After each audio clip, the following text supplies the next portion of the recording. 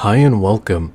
My name is Wolfie, and this is my Guild Wars 2 New Player Guide. I'll be covering everything you need to know as a new player to the world of Guild Wars 2 in this video. So let's start at the very beginning with the character creation. Now once you select to create your character, this is the very first screen you're brought to. This is the select race screen. So some major things to note is that the race you choose does not have too big of an effect on the game itself. It affects some minor things, your personal story at the very beginning, and also the hometown for your character, because each race has a separate hometown. So that's pretty much all that it affects. There's also a minor thing with your skills. There are certain skills that you get depending on your race, but these skills are nowhere near as strong as skills for your profession. So not too major the race that you select. Alright, let's break it down from the far left here. The very first race is the Char. The Char are a cat-like race essentially. They're giant cats. To the right of that, we have the human, just like you and me, unless you're from Mars, possibly. Moving further down to the right, we have the Norn. And also, if you do click on it, a little bit of information will pop up at the very bottom to tell you more about the race. So the Char, there's some info there, the human, and the Norn. Okay, so moving on to the Norn. The Norn is the largest of all the races. They are essentially giant humans. Now, if you want your character to stand out on the battlefield, just hulking over everyone, your best bet would be to go with the Norn. The Norn is the biggest race, and then they're followed by the Char. The Char are actually pretty big, but a maxed out height Norn is a little bit bigger than a maxed out height Char. So moving on from the Char, we have the Asura. The Asura are the smallest race in the game that you can select, and they are similar to the character known as Yoda from Star Wars. The only difference with them being that they're not green. They're more of a grayish brown. It can vary depending on the Asura themselves. So moving on down to the right here, we have the final playable race, which is the Sylvari. The Sylvari are a plant-like race, and they're a little bit smaller than humans. So let's go ahead and select a race here. I'm going to select a Norn. We'll hit next, and now it asks me to select my gender. I'm going to go ahead and select female. So once we've done that, you will be taken to the Select Profession screen. Now, there are 9 playable professions in Guild Wars 2 as of current. They are Warrior, Guardian, Revenant, Ranger, Thief, Engineer, Necromancer, Elementalist, and Mesmer. Now, if you do not own an expansion to the game, one of the available expansions, you will not have access to the Revenant. So starting off at the very top, this is how it's organized. The very top have the heaviest armor and the most health. The middle row has medium armor, and their health is in between the top row and the bottom. And then the very last row, they have light armor, and their health is the lowest of all the classes. Now, just because their health and armor are lower, that doesn't mean that they're not as good as the classes with more health and armor. Now, before we break down the specific classes, one thing I should mention is Guild Wars 2 deviates from the normal MMORPG standard, and by that I mean they do not follow the Trinity. If you're unfamiliar with the Trinity is usually a game having a tank class, a DPS class, and a healer class, or classes for all three, of course. Guild Wars 2 differentiates from that in that all classes have some form of healing, and there are times when you're simply going to want to dodge enemy attacks. So starting off at the very top here, we have the Warrior. The Warrior is an offensive melee character. They lean more towards offensive melee. Moving on down, we have the Guardian. The Guardian is more of a defensive melee class. So while warriors are leaning more towards offense, guardians are leaning more towards defense. We're going to skip over Revenant and come back to that. If we go down to the next row, you have the Ranger. Rangers are sort of like your nature folk in the game. Rangers are the only class which can also have a series of pets which fight alongside them. Moving on down, we have the Thief. The Thief is a stealth class which usually focus on one-on-one combat. Moving on down from the Thief, we have the Engineer. Basically think Inspector Gadget. That should sum up the Engineer. Next, we have the Necromancer. The Necromancer are your cultist sort of casters. Necromancers are sort of similar to Rangers in a sense, because through their death magic they can summon minions in order to help fight alongside them. Moving on down, we have the Elementalist. The Elementalist is your nature spellcaster, harnessing the powers of the elements. And then lastly, we have the Mesmer, which is unique to Guild Wars 2. The Mesmers are an illusion spellcaster profession. So they focus in deception and trickery. And going back to the very top, the one that we skipped, the Revenant, the reason why I skipped the Revenant is because the Revenant shares similarity with Thieves in regard to evasion. Revenants are sort of an evasive melee class. So that right there pretty much breaks down all of the classes in the game, the professions. But there's one thing I want to note, and that is that no matter which profession you choose, you'll have the ability to use weapons that are seemingly outside of what your profession should be capable of. For instance, if you decide to make a warrior, you'll be able to use a bow. You're not strictly forced to use melee weapons. Same thing with being a ranger and so forth with a necromancer. Now, as a new player, you may have a preference between simple classes or complex. So let's go ahead and split the classes up into simple and complex. I prefer simple because, well, when I first play a game, I want to get a feel for it and understanding, and going as simple as possible, I feel personally, is the best way to do that.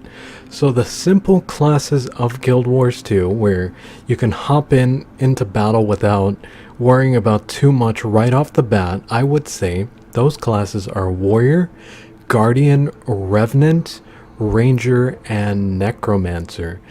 Those are the more simpler class. Now it doesn't mean that they can't be complex, but that's what I would recommend going with. Now, if you're rather the complex, I would say Thief, Engineer, Elementalist, and Mesmer would be your best choice. But because they are complex, it might be a little tough to really get what's going on with their skills, along with learning about the game since you're just starting out. Alright, so I'm gonna go ahead and make a ranger. So let's go ahead and do that. Hit next. Make my character as tall as possible. That's what I'm gonna do. Alright, we're gonna hit next again. And this right here is now the select background. The select background are minor things that will affect your character throughout the games, such as their personal story essentially during the start of the game. So we're just going to go ahead and select random ones for now.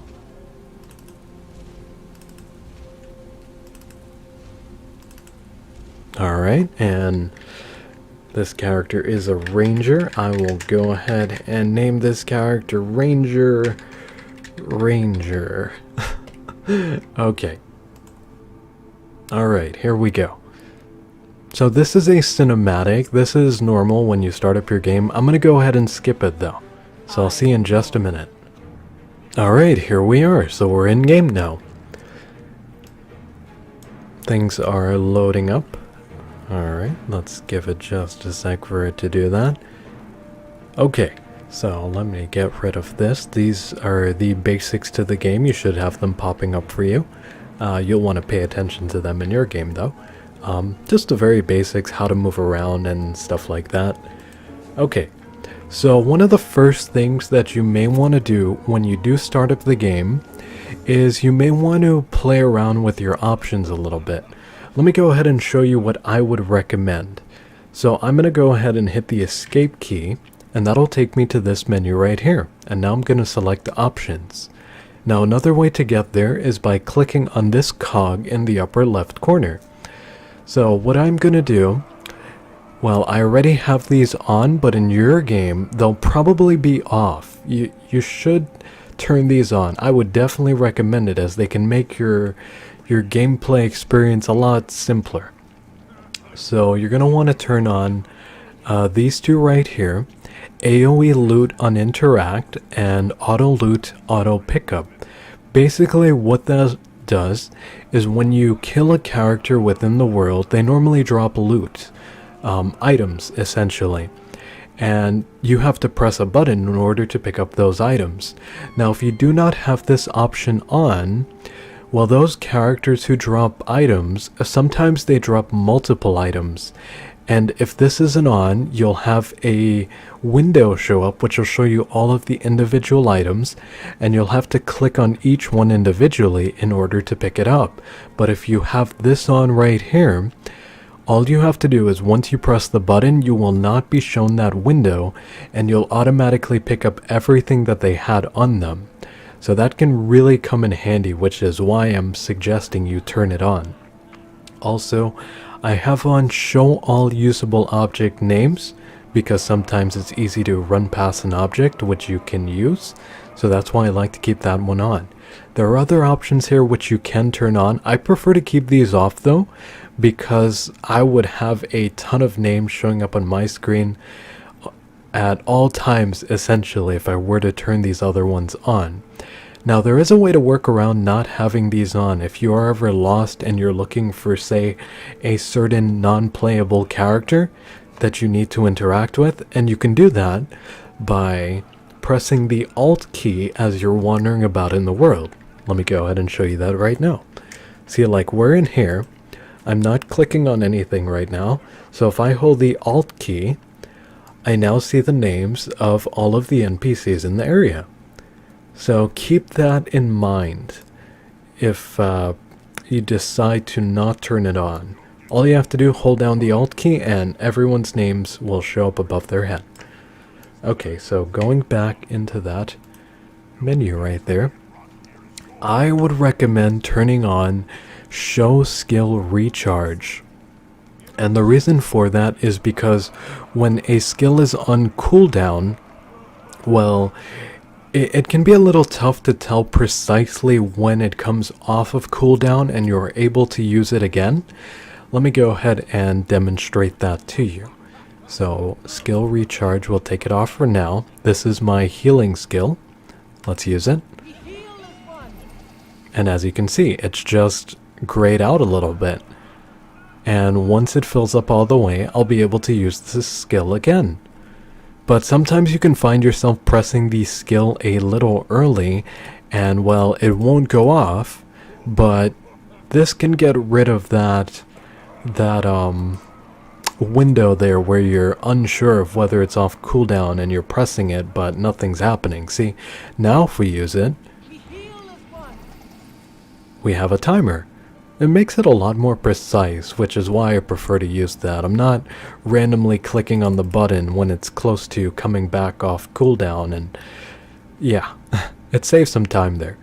Also, if you look at these skills themselves, one thing I want to point out, to know the actual cooldown of a skill without having to use it, you need to look in the upper right corner. If you look in the upper right corner of the skill window, it says 20 and there's an arrow going in a circle. That lets you know that's the amount of time that the skill takes to come off cooldown or allow you to use it again. Okay, so show skill recharge. And then if we go further down, this is something you might want to turn on. Enable first person camera. Now, if you do not have that on, let me go ahead and take it off, and I'll show you what it's like. Well, this is what happens when you zoom in all the way on your character. Yeah, if you're looking for something, you probably want to have that enabled so that your character's head isn't in the way. Well, half your character's body pretty much when you're searching for things, or maybe you're trying to take screenshots. So let's go ahead and we will turn that on. Okay. And now we can do this. Much better. Okay. So I believe that covers it for the options over there. Let me just make sure that there isn't anything else that I should mention. I do not believe that there is. Some players might want to take field of view and zoom it all the way out so that you can see the most possible when you're all the way out on your character, like that. There we go. Went the wrong way. And then you'll be able to control it on your own by going in like that if you'd like to get closer. You might want to do that. Maybe that's not your thing. But that is something else there that you can do. I kind of like it the other way, so I'm going to put it back to what it was at. There we go. Okay. Also, this is if you're having trouble running the game, or maybe you think the graphics don't look as good as they should. You have graphics options, and you can either, well, they're fully customizable. You can make the game look as amazing as possible, or you can make it look like mush if your PC can't handle the settings being all that high. Okay, so just letting you know, this is here, graphics options. Okay, so that pretty much covers everything in your options. Let's go ahead and break down some things here. On the left, these are all of your attack skills, and on the right, these are utility skills. You don't have access to them when you start the game. As you level up, you'll slowly gain access to more and more. This right here is your health bar, and this is your endurance bar. You use this bar in order to dodge. So you can either use it by double tapping a certain direction. I'm going to double tap W right now, which should make me walk forward, and I dodge forward. Now the bar refills automatically over time, so you don't need to worry about taking something in order to refill your endurance. So that's your endurance bar. This is your health bar. And let's see, here is the mini-map over on your right. Pay no attention to this. This is actually something you get for logging in daily. You get a daily reward, and that's essentially what that is right there. So that's that. This is your mini-map. This up here in the upper right corner is where events that are in the area or quests that you're doing will appear. And up on the left side, these are some options which you can mess around with if you'd like. None of these are too major right now, so we're going to go ahead and skip past that for now. Okay, so let's go ahead and do this right here. Our current quest, hunt down game animals and collect trophies. Okay, so we're going to go talk with this character over here in order to start that up. I'm going to skip all the dialogue for this. Alright, so it says hunt and collect a trophy from a dire boar, owl griffin sire, or minotaur bull. Now if you look at the mini-map, where you have to go is shown on the mini-map. You can also press M to bring up a larger map. And that is, we can either go here or over here. I guess these are two different creatures, and well, we only need one for this quest right here. So let's go ahead and do that.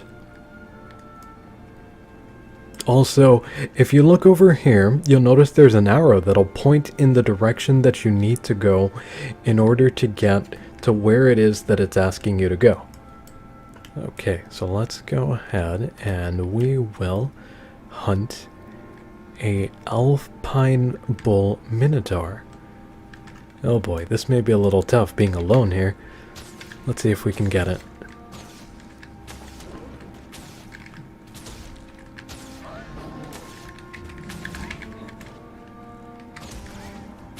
Now you can attack by either clicking 1 on your keyboard, or you can actually click on the skill itself and that'll use it. Yeah, each skill has a number.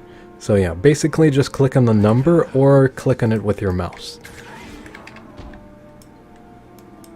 when you get more skills, it can be a little rough trying to combo things, clicking on the skills individually, so I would recommend using your keyboard.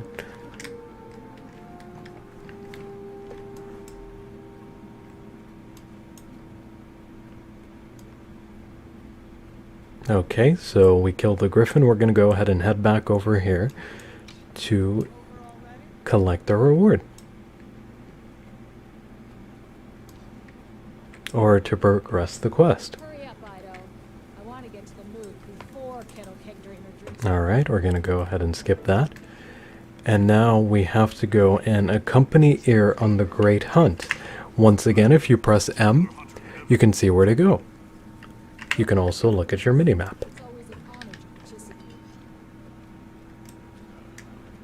Alright, so I'm going to go ahead and skip past this part, and I will be back when we are in the real game. And I'll be back once we're past the tutorial here. So I'll see you in just a little bit. Alright, there we go. We're out of the tutorial now, and I received a reward for completing it. I have a new bow. So we're going to go ahead and hit accept. Also, when you normally complete things, you will get a little bit of gold for doing so. And here we have the amount of experience that we gain. So let's go ahead and hit accept. The glory is all mine. And look at that, we gained a level. At the very bottom here is the experience bar. It lets you know how much you need in order to get to your next level. So we're currently level 2, and the next level, 3 over here. Okay, so now that that happened there, we have this little icon that popped up over here, sort of like a diamond with wings. Let's go ahead and click on that. Now when we click on that, that shows us the level 2 rewards. And let's see here. It looks like they're trying to teach us about the hero panel now. The stat increase is what we gained when we leveled, like the increase in our stats is normal. We gained +7 primary attributes.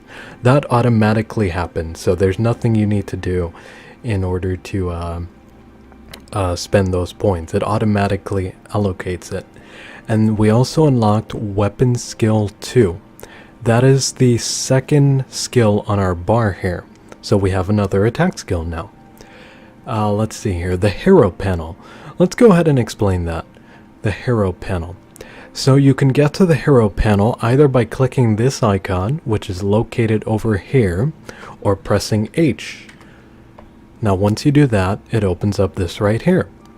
So since we just received a bow, if you hit equipment, you can see everything your character has on, and here's the bow that we just got. You can easily swap it for the one you currently have on by dragging it over or double clicking. Another way that you can equip it or see what it is that you just picked up is by pressing I, which takes you into your inventory, your bag. Now, if you want to access this manually, you could just click on I for your bag, and well, the hero panel, which was H, that's located over here, you can just click on that over there. Okay, so let's go ahead and equip the bow. You can also double click it from here to have your character equip it. There we go. And just to show you can do it from there. So it all comes down to preference with that. Alright, so that is our new bow, which is better than the previous one we had. If you hover over it, it actually compares it to what you currently have equipped. So as you can see here, it says we currently have on a bow that deals 107 through to 126, but the one that we received is 111 to 130, so it's obviously better. So let's go ahead, we have that on now, and I believe that pretty much sums it up for this right here. Let me explain this right here on the right side. These are your attributes. You know how it's said that we gained 7 points?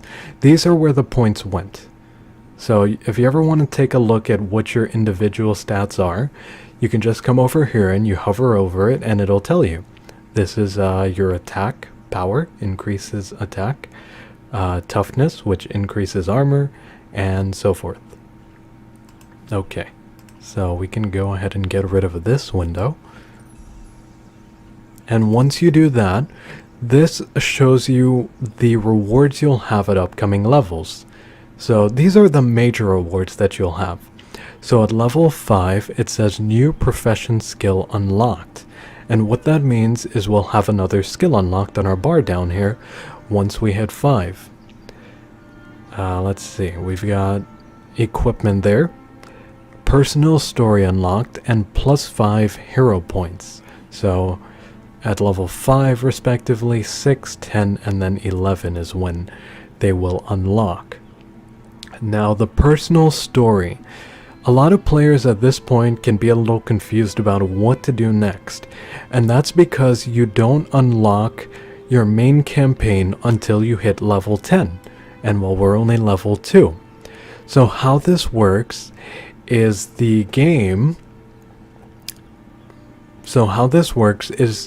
you basically need to explore in the world until level 10. So what do you do until then? Well, you just level up and you explore the world of Guild Wars 2. We're going to get into that in just a minute. Let's move down to hero points. Now, at level 11, you'll get 5 hero points. We're nowhere near that level, so I cannot show you what that's like right now, but this is how that works. Let me try to explain it, because that's something you're definitely going to need to know. So, what you need to do, once you hit level 11, is you press H, and then you'll have access to this tab right here. See, it says required level 11, so I can't show it to you since we're not that level yet. But what that tab is it's a tab which allows you to select the skills which will go in your slots on the right, your utility slots. You'll need to go through that tab in order to unlock them. So just a heads up about that. Once you get to level 11 and you get 5 hero points to spend in there, you'll be able to unlock utility skills. So that pretty much sums that up. Okay, so I think we're done with this here for now. Let's go ahead and close this out. So now, the very basics. Okay, so if we press I, you can see that on the left side you have empty bag slots. Now, you want to get these as soon as possible because they'll give you more slots to carry items. Getting bags to put into these slots, which will in turn give you more space for items over here. Now, in order to get those bags, you basically buy them. As you progress in the game, you'll be able to purchase bigger bags, but at the very start, the bags are quite small actually. Each bag allows you to increase your carrying capacity by 4. So let's go ahead and buy some of those, since we did get a little bit of money from completing the tutorial. Okay, here's a merchant, and leather bags cost 32. So I'm gonna go, you won't have the money to buy as many as you need off the bat. So buy what you can when you can. Okay, so I'm just gonna buy one for now, and we're gonna take it. You can either double click it to put it in the slot over there to increase your space, or you can drag it over like that. And if we take it off, alrighty. So there we go. That's how you do that. That's how you increase your inventory space. And let's talk about the merchant here for a little bit. Now the merchant, you can actually sell stuff to the merchant as well, and as you progress through the game, they'll sell more and more. Like the amount of wares that they sell increases. For now, this one, since he is a starter merchant, he only has leather bags. So just a heads up there about that. In order to sell stuff, if that's what you're looking to do, let's say your bags are full and you need to get rid of some junk, you click on this, and then there's an option here to sell junk. You can also sell other things individually by clicking on it like this and hitting sell. Like that bow, we didn't need it. It wasn't counted as junk though. All we needed to do was click on it, and then we hit sell, and I got 1 coin for that. As you progress further in the game, you'll get items that are worth actually quite a bit, and it'll be better to not sell them to the merchant. The way you're going to want to sell those is, what you're going to want to do is you're going to want to use the in-game marketplace. In order to do that, what you'll want to do, like for instance, well, I don't have an item that I can demonstrate with at the moment. Let's see, I believe I can unequip my bow to demonstrate.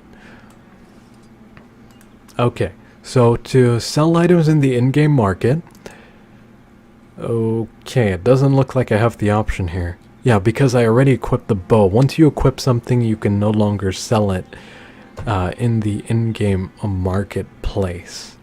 So we'll come back to that in a little bit then. Okay. Let's venture about then. Alright, so opening up the map. Oh, wait a minute, actually, from the very top, over there, that's where we started up at, there's a telescope. We want to speak with him. So let's go ahead and do that. And as you can see, it says, learn about the area and mark places on the map that need help. So that's one of the first things you're going to want to do whenever you arrive in an area and you find one of these guys. You're just going to want to speak with them. And they'll show you things that's available in the area and give you a little bit of info about what's going on as well.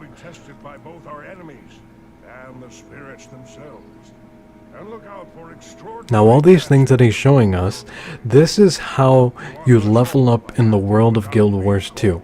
Guild Wars 2 doesn't have traditional quests. These right here are the equivalent of quests in other games. I would say it's mainly the hearts. The hearts are more the equivalent of quests, and the other things that he's highlighting, those are just a little different. But you do gain experience for everything.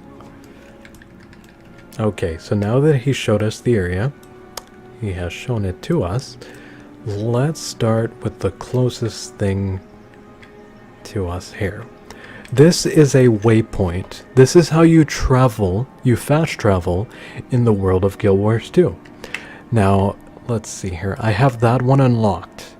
All I need to do is click on it, and for a small fee, I'll be able to warp over there. Now, in order to have access to more waypoints, you need to pass by them, and once you pass by them, they become activated, and then you can freely travel to them for that small fee. Let's see, in this map there are 4 waypoints in total, it looks like. So yeah, in order to unlock those, we just go to it, stand in the area, it'll light up, and then free travel is available to it. Well, at a small cost. Okay, so those are waypoints. Oh, and just a heads up, once you have an area mapped out like this, you can go over here, and this will show all of the points in the area, depending on which one you click on.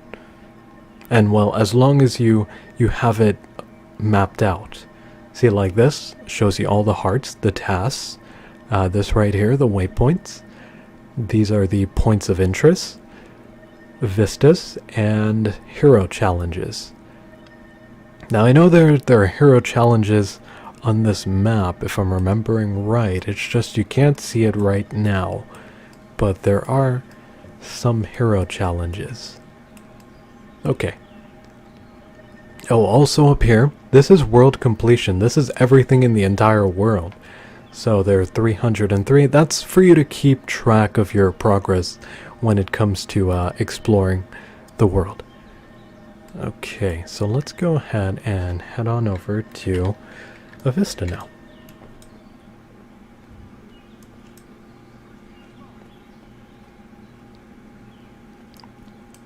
Alright, we're going to make our way over to that.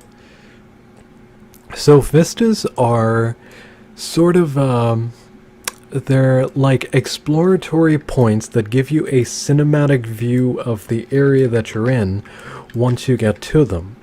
Now, a lot of them are kind of tough to get to. You're going to have to do a little bit of figuring out in order to find out how to get to certain vistas. Like that one up there. Yeah, that's not too simple to get to because, well, he's trying to figure out how to get it from the looks of it. Oh, looks like someone else. Okay, looks like we're going to have to do a bit of jumping in order to get up there. Okay, let's go ahead and make our way up there now. Alright, we're gonna need to go on top of that little mountain there. Or up the side of it from the looks of things here. So let's go and unlock that vista.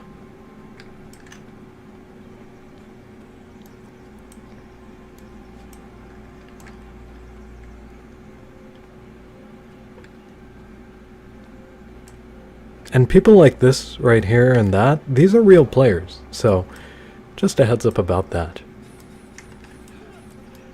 Yeah, like that guy, and they're all real players that are wondering about. Okay, so we're gonna jump. Oh boy. Here we go. Pay no attention to that thing on my back. You won't have that. So, pay no attention to that. You're just going to want to jump. I know I did a little bit of gliding. That's something related to the expansion. You don't get that until you're high up there in level as well. Since I unlocked it on another character, I have it available on this one. Okay. So let's make our way up here to that vista.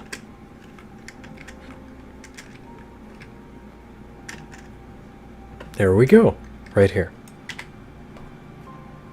And now you get a very nice cinematic of the area. I like these points because they remind you of just how beautiful the world can be, like all the work and effort that went into it. It gives you a nice showcase of the immediate area. A lot of times you can actually forget about that as you're playing through a game because the background sort of fades out because you go on this grind thing and you just lose track. Okay, so that is your vista there. Let's go ahead and make our way down now. And you do take fall damage in the game, so be careful when dropping from heights that are, well, really high. Okay, let's see, what is the next closest thing here? We have that over there, Fallen Ally. So I'm going to go over and I'm going to help him up. Now this can happen with real players and NPCs. There are certain ones who can die in battle and you can help them up, which is what we just did there. Now, if you die while you are in battle, something special happens. If your health bar reaches 0, you don't actually die immediately. What happens is you enter a state known as the down state, where you have access to different skills, and your character is, well, they're downed. They're on the ground, and they're just sitting there with a fight to survive bar that shows up. Basically how it works is, well, if you defeat an enemy while you're in that state, your character will automatically revive. They'll stand up with their health filled back up. So that happens when your health bar reaches 0. Now, if you don't fill up the bar, you don't kill an enemy while you're in that state, you run out of time. What happens is your character will die. And in order to revive, what you'll need to do is you'll need to travel to a waypoint. And once you arrive at that waypoint, you'll be back at full health. So, not too big a penalty if you do end up dying. But it can be a bit troublesome because then you'll have to walk back all the way to where it was that you actually died. If, say, there was something you missed in the area, and the area was really far away from a waypoint, it can be a little troublesome. Okay, so let's see here. What is nearby? We've got a heart over there. Let's go ahead and check that out. So I've mentioned that these hearts are similar to quests in the game. When you arrive in an area, you will have the text up here that's telling you what to do in order to fill it up. Now, before actually reading any of that and doing it, what I would suggest doing is speaking to the actual person with the heart above their head. And doing so will bring up some dialogue which you can activate, and that'll teach you more about what it is that you're doing. Sometimes it teaches you more about the lore within the game. So that's definitely something to make note of and do when you can, since it teaches you about the world and the lore of Guild Wars 2. So I'm going to go ahead and skip that for now. Okay, so it says, find hidden raven eggs and return them to roost. Defeat Skelk and destroy their nests. Now, doing anything listed will increase the bar here. It'll fill it up. So let's go ahead and find some raven eggs. Here's one. We'll pick it up. Let's see. There's another one. Oh, there's one over here. There's another one down there.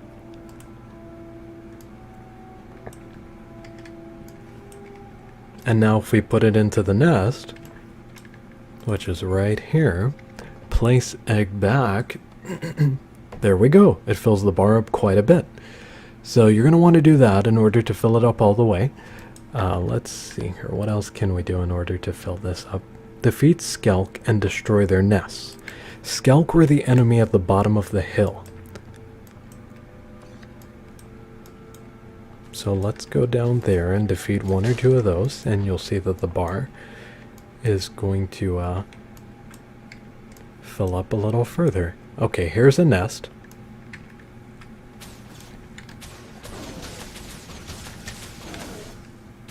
And there we go.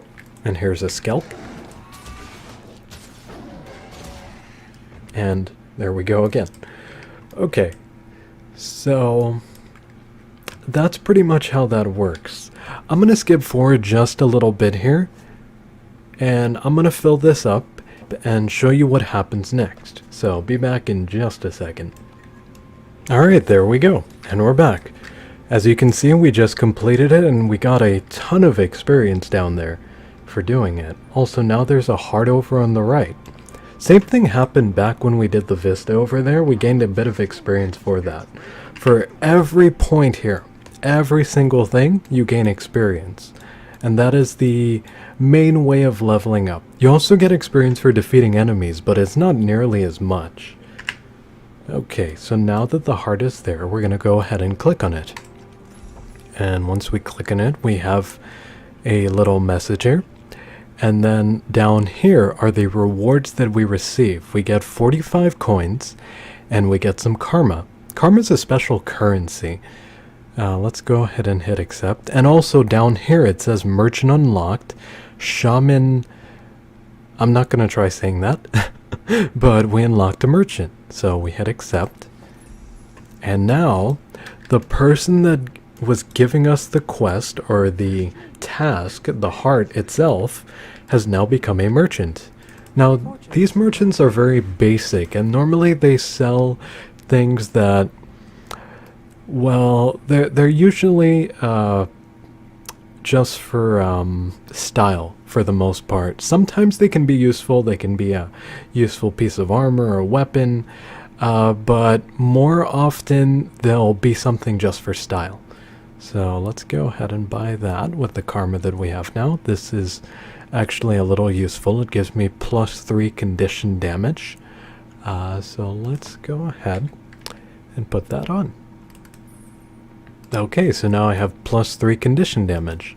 I don't believe I have any skills though that deal any kind of condition damage. An example of something like that would be, say, a flaming arrow. That would probably set my enemy on fire for a little bit. That would be counted as condition damage. Okay, so another thing that we have here is this over here. These are dynamic events and activities that show up in the world as you're just venturing about. Sometimes they're on a rotation, Well, usually they're on a rotation, so if you miss out on completing something, which it looks like I just did because someone else ended up completing it, you could always wait around in the area or come back at a later time in order to complete it then. Completing those will give you a good chunk of experience. Okay, so maybe we'll find another one as we're wandering about. If you noticed on the map there was a big orange circle, those normally appear around those. They can either look like an orange bullseye, or you'll see a big orange circle if you don't have to speak with a specific person in order to activate it. Okay, so let's go ahead and wander around and we'll see what else we can find.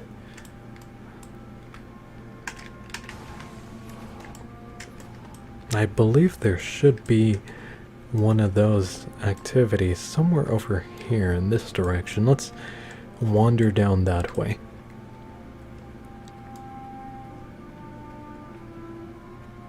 Oh, and also, as a ranger, you immediately start with your pet. I forgot to mention that. You immediately start with one, but you can have a total of 4 pets. And how that works is you have 2 which are available on land, and then you have 2 which can be used in the water. Not all pets can be used in the water, and vice versa. In order to tame a pet, we'd have to go back over there, I believe, to find a pet which we can tame. And this is specifically if you're a ranger, since the ranger is the only class with pets. If you'd like to tame a pet, their name has to say juvenile in it. Back over here, I believe there were some juvenile ravens. So let's go ahead and tame one of those. Okay, here we go. Here's the juvenile raven. Once you go up to it, you'll have an action over here that says charm. All you need to do, charm. Oh, whoopsie, he moved. Charm. And now you've tamed a raven. And we can use that whenever we'd like. See, would you like to equip now? I'm not going to equip him for now. Alright, there we go. As you level up, I believe you gain access to a menu which displays right here where my mouse currently is. And that menu will allow you to swap your pet and issue commands to them. Commands such as like attacking, not attacking, and so forth. That appears once you reach a certain level, so I can't show it to you right now. Can't remember the exact level that appears at. Okay, so let's keep going this way, and we'll see if we can find a dynamic event activity going on. These sometimes just pop up as you're wandering throughout the world. And like I mentioned, they're at regular intervals. Also, multiple players can hop in on it if they'd like, if they're in the area and they see it, and everyone gains experience for it. The amount that you gain depends, the experience and the rewards depends on the amount that you can contribute to the activity. And also there are 3 tiers of contribution. There's bronze, there's gold, and there's silver. Let's see if I can find one here. I will be able to show you what it's like to participate in one and what happens when you complete it, but I'm not seeing any. And as you can see, a heart popped up there for a second. Yeah, once you're in the area of something, it'll automatically show up over here like this. That's a little high for our level though, level 4. Right now we're only level 2, so you may not want to try that one out just yet. And just like the dynamic events, other players can join in on it with you if they're in the area. Oh, and speaking of level, let me go ahead and show you something on the map here. If we open up our map and we zoom out, slowly zoom out. Let's see here. I did not... Okay, here we go. Over here, it says the levels of all of the activities within that area. So this is a good way to know how strong the enemies in the area are going to be. So for this entire area, the enemies will range from 1 through 15. And then if we go a little to the right, 1 through 15. And if we go down, 40 through 50 down here. Now, you don't need to be that specific level to venture in that area, but it's generally recommended. Now, if your level is much higher than the area you're in, that's fine. If your level is much lower, well, you may face a lot of trouble going through the area, and I would suggest leveling up a bit before you do venture into that area. Now, the reason why it's fine if you're over-leveled is because you're actually scaled down to the area that you're in. So let's say you're level 80 and you're in this area, you'll be scaled down to the enemies around you, but you will be a little more effective than someone who is their specific level with their lower weapons and armor equipped and access to less skills as well. Okay, so I do not see a dynamic activity popping up. I guess there just aren't any in this area right now. Okay, well then, let's see here. This over here is a point of interest. These are just notable points. If we go by it, we will unlock it and gain some experience. So let's go ahead and do that.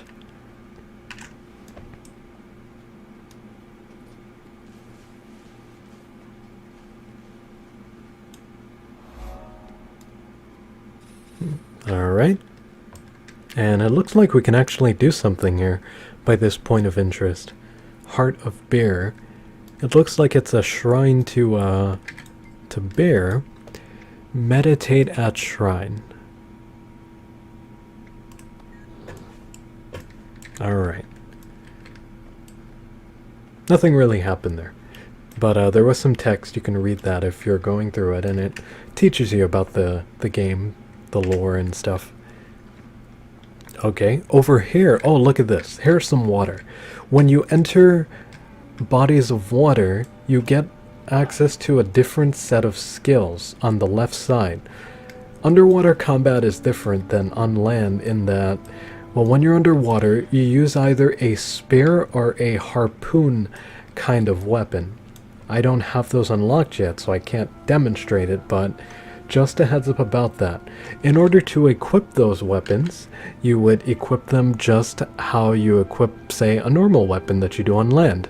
These two slots right here are for underwater combat weapons.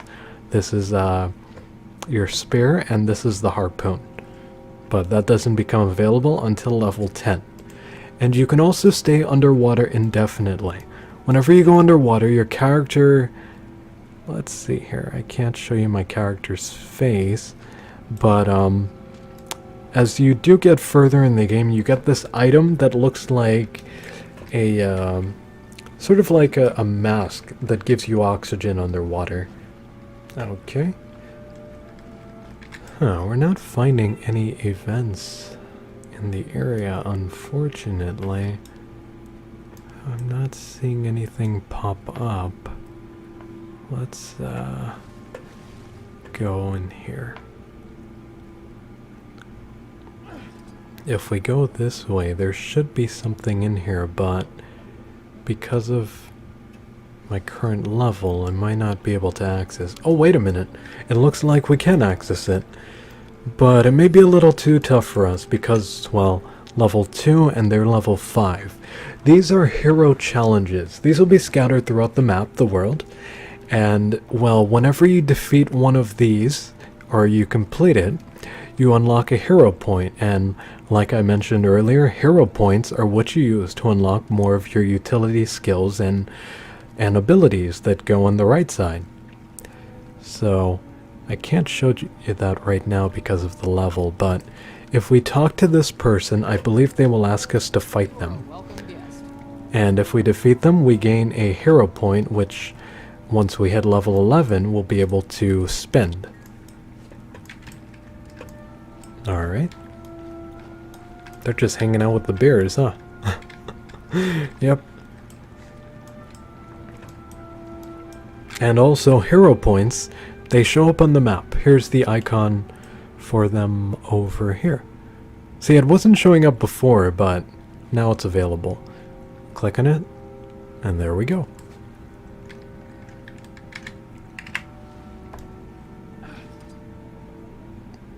Also, all of these creatures are enemies.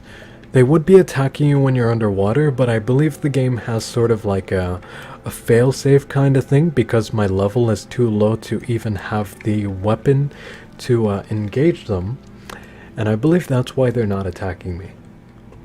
But they will normally attack you when you're underwater. Oh hey, looks like we got some items from the enemies that we fought so far. I'll let my character run in this direction. I have auto run on. You turn that on by pressing R. Let's see here. So normally you'll pick up stuff like this as you're venturing throughout the world. You will pick up materials and weapons, armor, so forth. Now certain items like these, which are crafting materials, you have access to a bank in the game which stores these for you.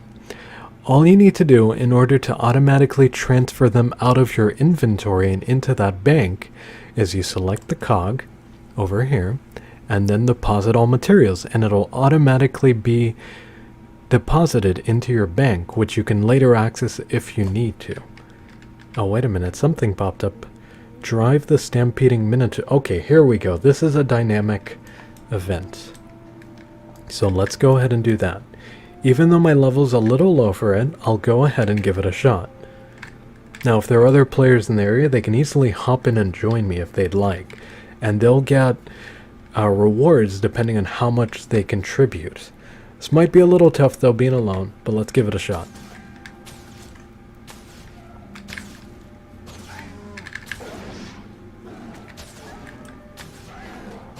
And as you can see, we have a giant circle indicating it on the map, the area which it occurs in.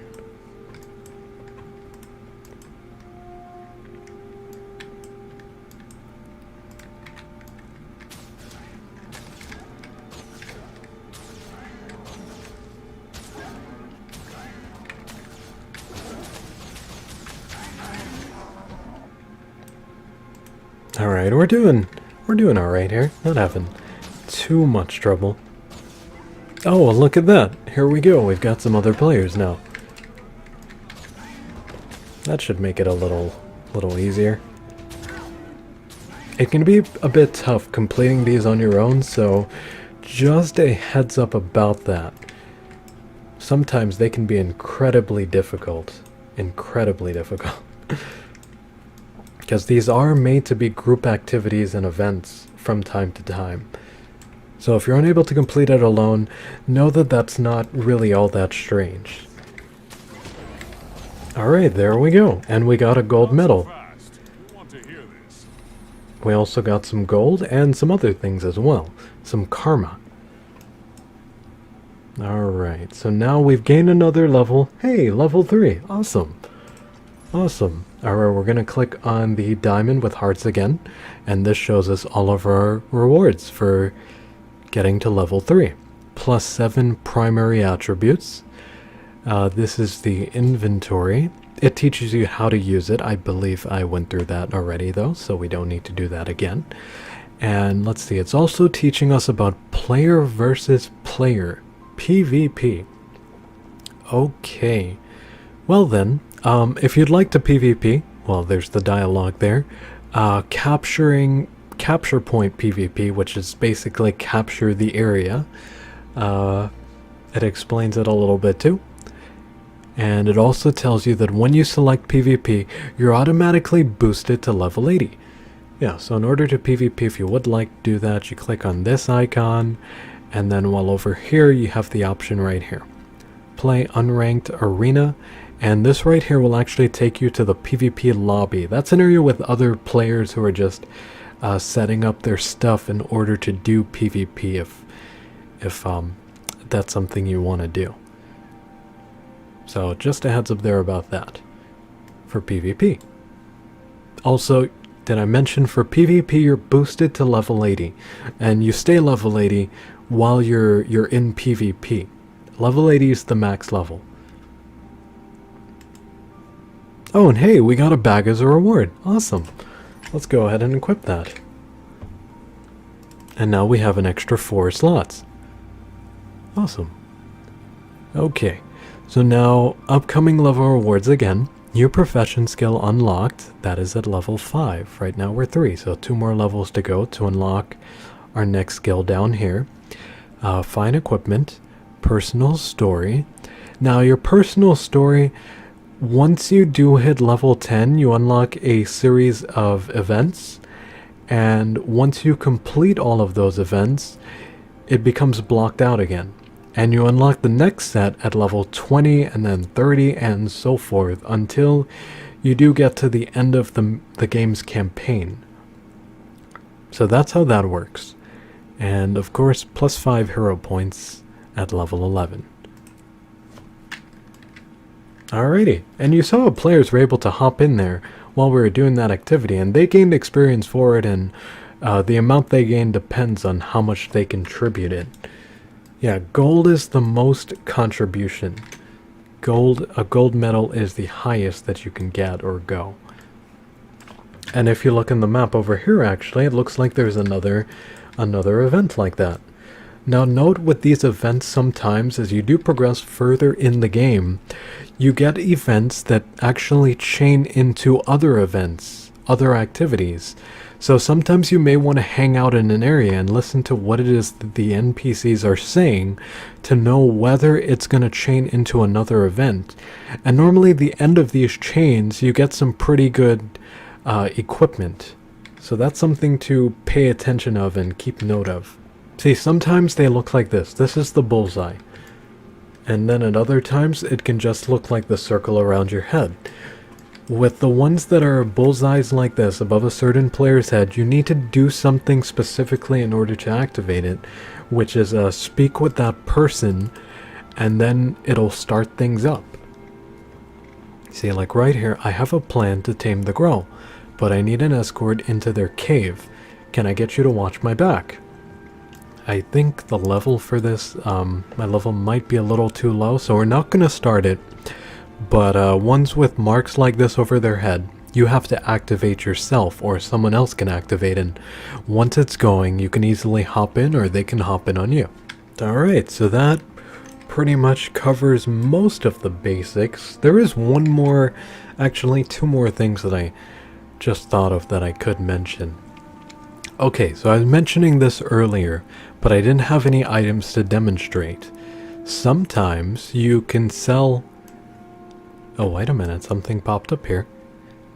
This is an event. This is actually a boss. I don't think we'll be able to do this alone, so... We'll sit in the area here for a minute to see if anyone appears to try doing this. We'll join in on them if they do show up. There's someone there. 2 people. Oh boy, looks like they're trying it out alone. Okay, let's go ahead. Give it a shot. Yeah, this is another event. This is just a boss fight here. Oh wow, we got it. No problem here. Awesome. Awesome. And normally they'll drop some pretty decent loot depending on the enemy. It looks like the boss here drops something we can equip. Weapon type unusable by your profession. While you do have a variety of weapons which you can equip, you cannot use everything in the game. And as a ranger, we cannot use wooden scepters. Okay. Let's see here. So if you do get an item which you should sell for money, not to the merchant, but you should sell it to another through the in-game market, what you're going to want to do, if it's a good item, you right-click it, and then you have an option which says Sell at Trading Post. Now once you click on that, it opens up a window here, which says Black Lion Trading Company. You can also access it by clicking on this over here. And then as you can see here, they give you the option to sell it at the in-game player market. Now for items like this, it's not too worth it, but for items that do, like let's say it's worth one of these or one of those, these are the higher tiers of money, then it's definitely worth it to sell it here. For this, it's not so worth it because, well, there's a listing fee and then there's an exchange fee. Yeah. That's deducted from the cost over here, well, the total that you're selling it for. So if we were to do this here, and let's say someone does buy it, we would get, let's see, -1, which would be 20. We would get 18 of these coins for selling it here. So yeah, with items that are a bit more expensive, it's worth it to sell, but then with others, well, not as worth it. You'd probably just want to sell those at the merchant, usually junk. Yeah, but this right here you don't want to sell. You can do it with armor and stuff. This should go into your bank because you'll be able to use it at a much later time. That's more of a later kind of thing, though. You don't need to know that for starting up the game and making your way through, say, even your first 30 levels. So we're not gonna touch on that here. All right, so there's that.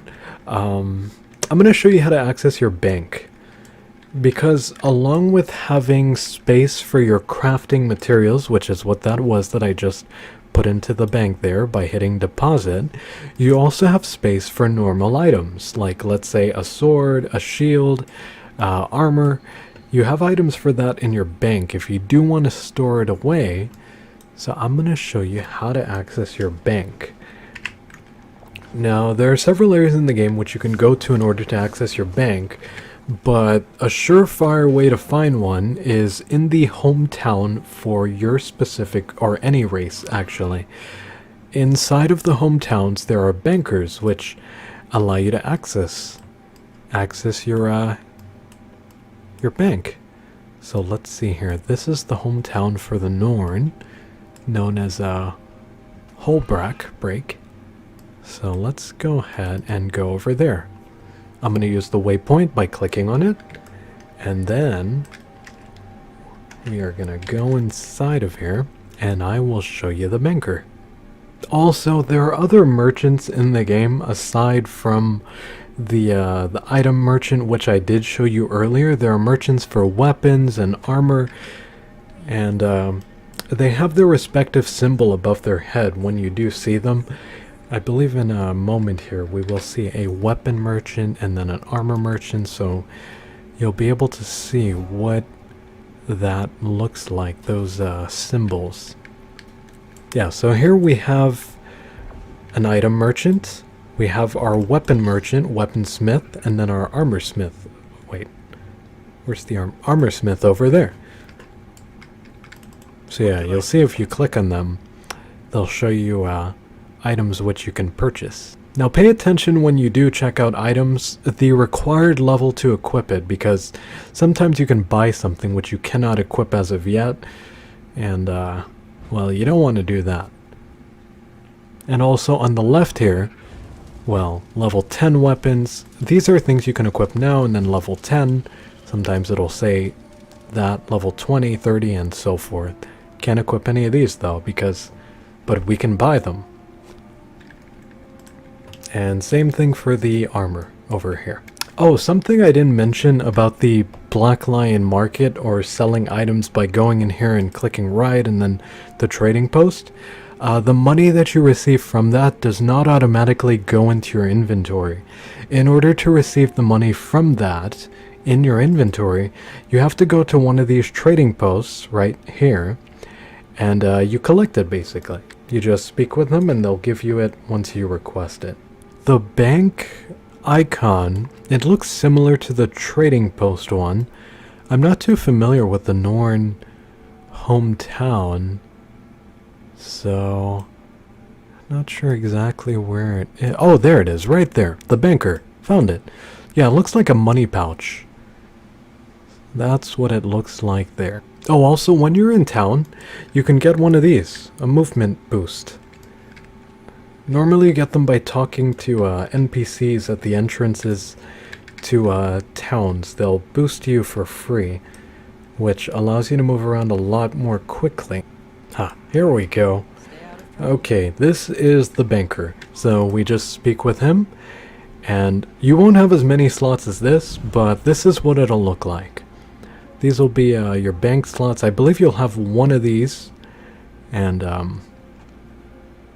the crafting materials are stored in a separate pane. Over here is how you access the other pane for where your crafting materials are going to.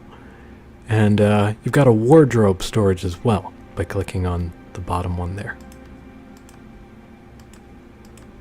Yeah, also there's a search if you're looking for something in particular in each one. Alright, well, I believe that pretty much covers the basics. Yeah, so I hope you have fun in Guild Wars 2 and you found this video to be very helpful. If you did, I would appreciate it so much if you would drop a like, leave me a comment, and subscribe for more videos. I'm Wolfie, and I'll see you next time. Have fun in the world of Guild Wars 2. Bye-bye.